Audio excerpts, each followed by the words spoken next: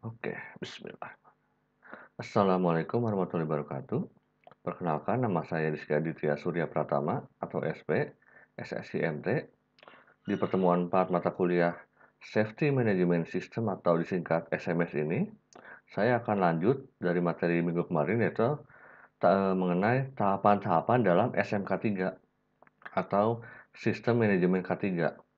Seperti apa saja sih tahapan-tahapannya dan ya detail dari tahapan-tahapan tersebut.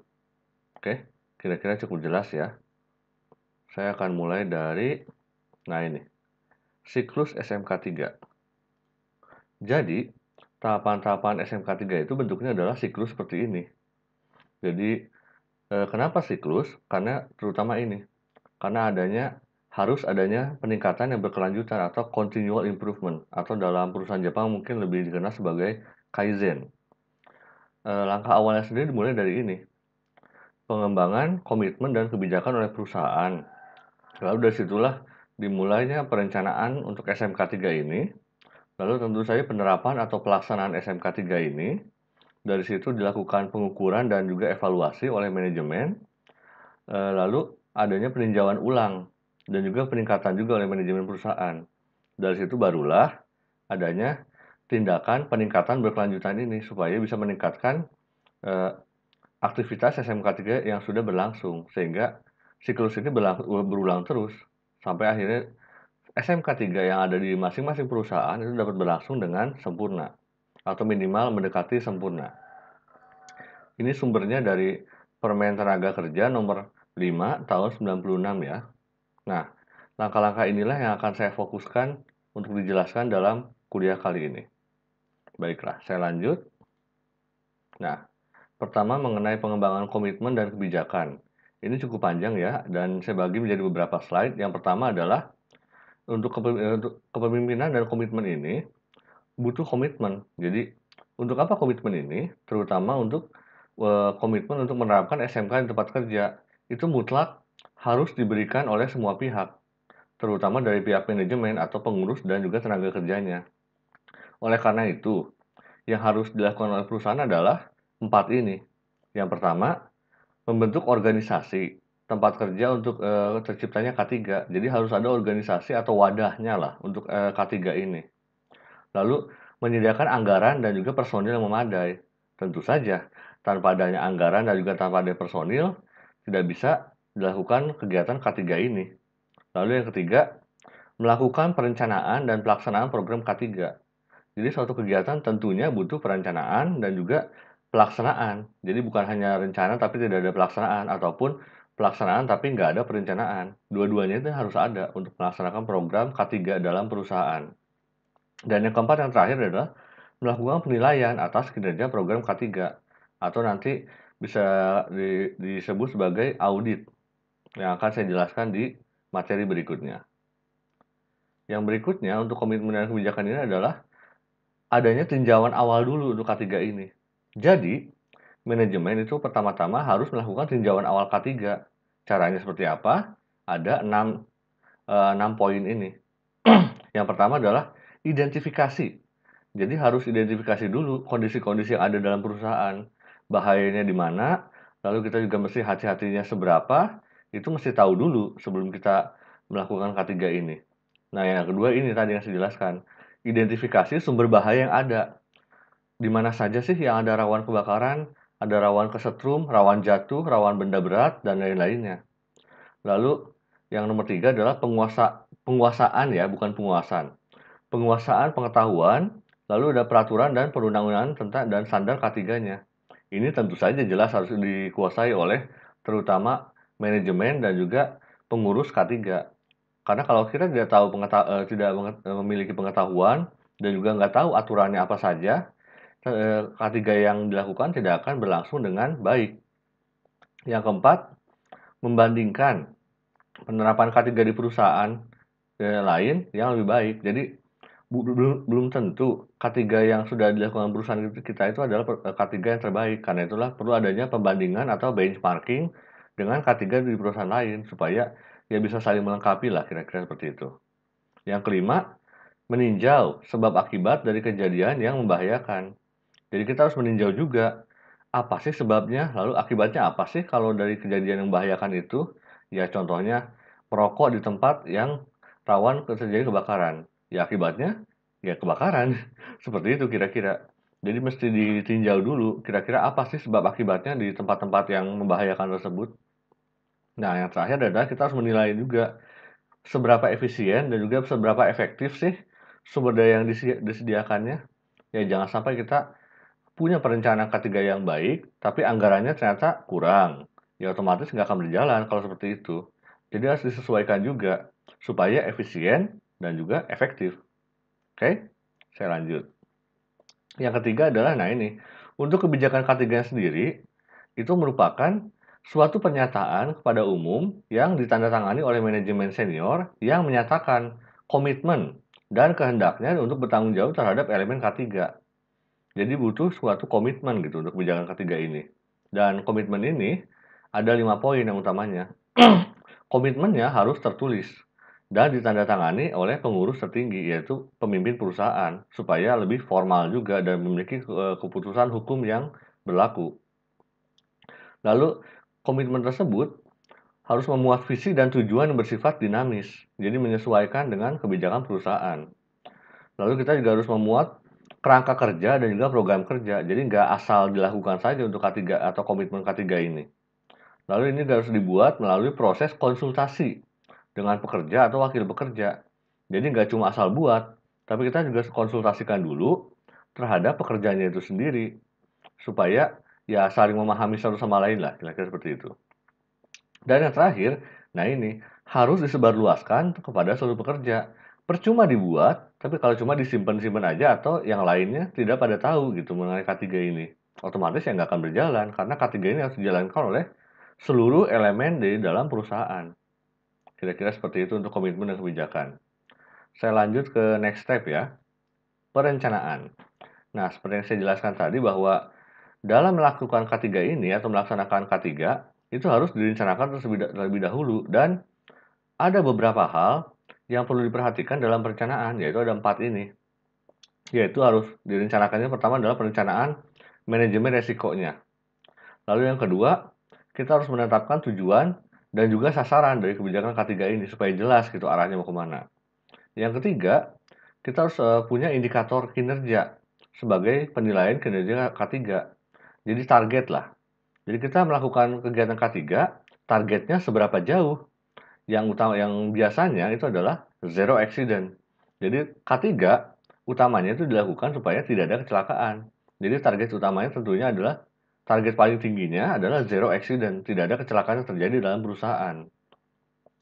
Yang keempat, yang terakhir adalah menetapkan sistem pertanggungjawaban dan juga cara pencapaian kebijakan K3. Ini juga harus ditetapkan supaya masing-masing tahu tanggung jawabnya masing-masing gitu. Dan juga bagaimana cara untuk mencapai kebijakan K3 yang sudah direncanakan ini. Oke, inilah kira-kira tahap perencanaan atau beberapa hal yang perlu diperhatikan dalam perencanaan ini untuk melaksanakan kegiatan K3.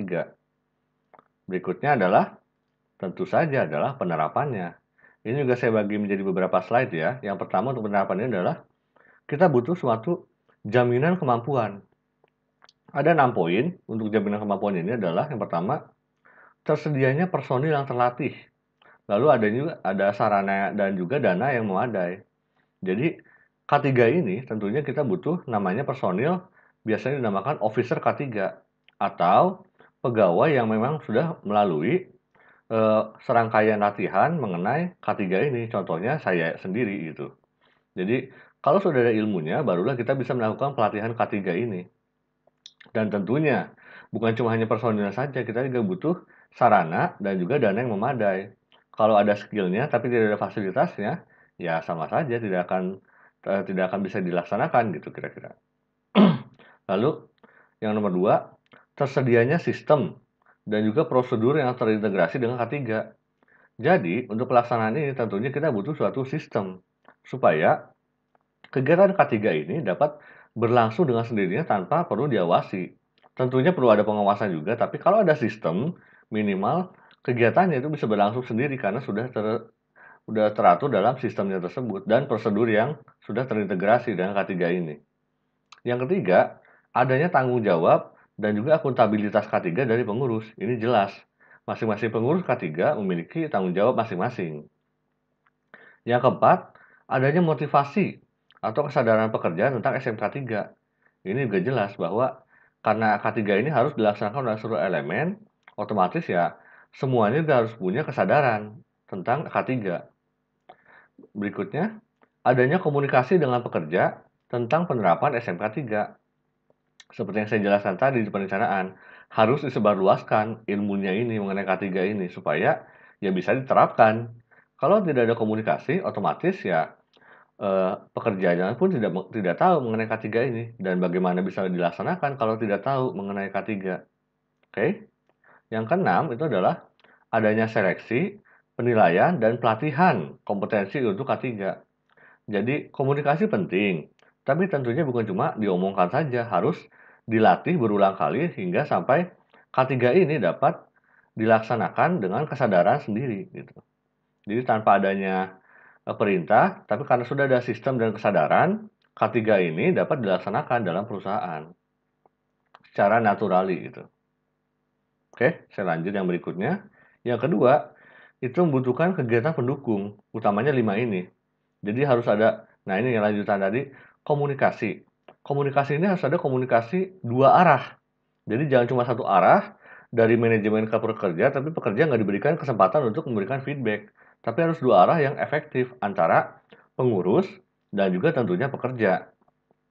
Intinya seluruh elemen harus saling berkomunikasi, ya. Lalu adanya pelaporan. Guna menjamin SMK 3 dipantau, kinerjanya ditingkatkan. Jadi ada apa saja yang terjadi, apakah ada potensi, apakah ada kecelakaan, atau apapun harus dilaporkan, jangan disembunyikan. Tentunya itu merupakan yang paling basic dalam pelaksanaan K3 ya. Lalu yang ketiga, dokumentasi. Jadi harus adanya dokumentasi sistem dan prosedur kegiatan perusahaan. Jadi untuk sistem ini dan juga prosedurnya, alangkah baiknya kalau ada dokumentasinya sehingga tersimpan dengan rapi gitu. Pada saat misalnya dibutuhkan pada saat terjadi kecelakaan misalnya, itu kita sudah ada dokumen-dokumen dan juga prosedur yang seharusnya dilaksanakan gitu. Jadi jelas aturannya. Nah, yang keempat harus adanya pengendalian dokumen. Jadi ini hanya yang berlaku yang digunakan. Jadi untuk setelah didokumentasikan, dokumen itu juga harus dikendalikan. Jadi jangan sampai dokumennya sudah didokumentasikan nih, tapi sudah disimpan begitu aja terbengkalai. Ya buat apa gitu kan? Oke. Yang kelima, adanya pengendalian rekaman sebagai bukti penerapan SMK 3. Jadi SMK 3 ini harus adanya progress report atau ya semacam audit juga. Jadi harus adanya bukti-bukti. Jadi untuk dokumentasi ini harus disimpan atau dikendalikan dengan baik sehingga pada saatnya audit dan juga pada saatnya peningkatan quality atau kaizen ini kita sudah lengkap gitu dokumen-dokumennya untuk apa sih yang mesti diperbaiki, apa sih yang mesti ditingkatkan lagi untuk K3 ini. Oke, jadi harus ada pengendalian rekaman ini. Jadi memang harus ada staf yang urus bagian dokumentasi untuk mengurus seluruh dokumen-dokumen mengenai K3 ini karena banyak dokumennya itu. Mulai dari kegiatan perencanaan sampai pelaksanaan itu kan dilakukan daily tiap hari. Jadi otomatis kalau dalam setahun aja itu udah langsung dokumennya menumpuk. Karena itulah perlu adanya staf khusus sendiri untuk dokumen ini. Oke, lanjut. Penerapan yang ketiga yang paling penting adalah ini mengenai identifikasi sumber bahaya, penilaian, dan pengendalian risiko. Ada 4 poin penting, yaitu pada saat perancangan, rekayasa, pengadaan, dan pelaksanaan. Itu butuh identifikasi. Lalu juga perlu adanya kita melakukan pengendalian administratif ya, bukan P ini F, dan juga APD pada pelaksanaan. Jadi kita harus mengendalikan gitu administrasinya dan juga APD-nya. Karena K3 itu pasti butuh APD, alat pelindung diri. Itu mesti kita kontrol, jangan sampai pada saat tertentu, pada saat misalnya pada hari kerja, APD-nya ternyata stoknya habis. Itu bahaya, kan nggak mungkin. Kita melaksanakan kegiatan misalnya welding atau pengelasan tanpa menggunakan sarung tangan atau tanpa menggunakan kacamata khusus untuk welding. Itu ya cari celaka namanya, bukan K3 lagi kan. Oke, yang nomor 3 adalah kita mesti tinjau ulang kontrak dan persyaratan saat pembelian, terutama APD dan juga sarana-sarana penunjang lainnya untuk K3 ini. Jadi, iya pada saat pembelian mesti dipastikan supaya jangan sampai stoknya itu habis pada saat dibutuhkan. Misalnya masker, lalu sarung tangan, itu mesti dipastikan terus gitu. Supaya stoknya selalu ada, jangan sampai habis pada saat melakukan pekerjaan. Karena itu sama saja ya tadi mencari kecelakaan. Yang keempat, terakhir, kita mesti siapkan prosedur untuk menghadapi keadaan darurat, baik itu insiden dan juga pemulihan keadaan darurat. Jadi, jangan sampai kalau misalnya terjadi kecelakaan, itu kita sama sekali nggak ada pedoman. Harus disiapkan dulu dari awal gitu. Jadi kalau misalnya ada kebakaran, di mana sih aparnya? Lalu apa sih yang harus dilakukan dengan apar tersebut? Jangan sampai ada apar, tapi nggak tahu cara menggunakan aparnya. Itu fatal sekali kan? Karena itu, ya buat apa ada apar kalau seperti itu? Oke? Itulah kira-kira yang penting dalam penerapan K3 ini dalam perusahaan. Next step atau langkah selanjutnya adalah, nah ini, pengukuran dan juga evaluasi. Setelah dilakukan penerapan K3, tentunya harus ada pengukuran dan evaluasi. Fungsinya adalah tiga ini. Untuk memantau, mengukur, dan mengevaluasi kinerja SMK 3. Apakah sudah dilaksanakan dengan baik? Apakah pelaksanaan sudah sesuai standar? Dan apakah butuh perbaikan atau peningkatan kinerja? Jadi itulah kira-kira fungsinya utama dari pengukuran dan evaluasi K3 ini. Lalu yang kedua, untuk mengetahui seberapa berhasil sih atau seberapa efektif sih penerapan SMK 3 ini. Dan terakhir, untuk mengidentifikasi dan juga melakukan tindakan perbaikan yang perlu. Jadi tentunya butuh ada evaluasi dulu sebelum kita identifikasi dan juga melakukan tindakan perbaikan dan juga peningkatan kualitas gitu terhadap SMK 3 yang berlaku di perusahaan.